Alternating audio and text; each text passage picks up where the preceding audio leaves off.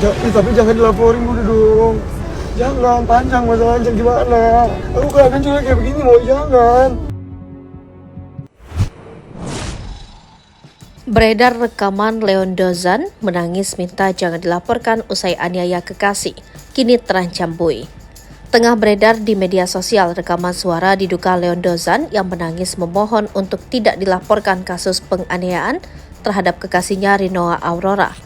Seperti diketahui, aktor Leon Dozan, anak dari aktor film era 80-an, Willy Dozan menganiaya wanita asal Sulawesi Utara. Video tersebut beredar di salah satu unggahan akun Instagram Ahmad Sahroni yang memperlihatkan Leon Dozan tengah menganiaya sang kekasih.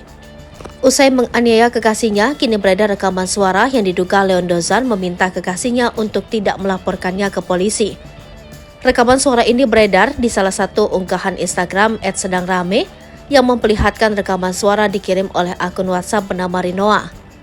Terdengar jelas suara pria yang diduga Leon Dozan sedang merengek untuk tidak dipolisikan.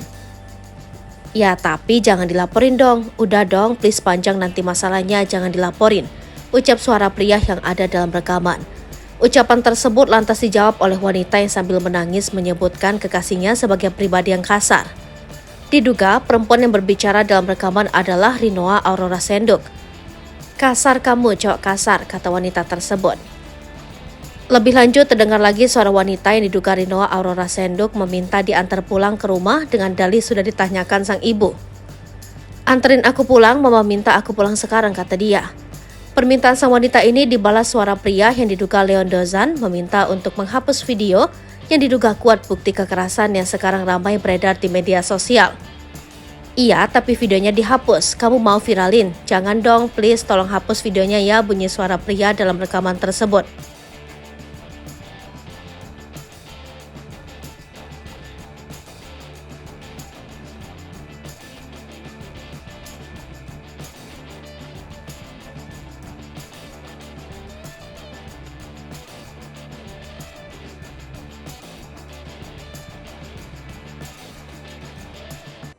Download Tribun X sekarang, menghadirkan lokal menjadi Indonesia.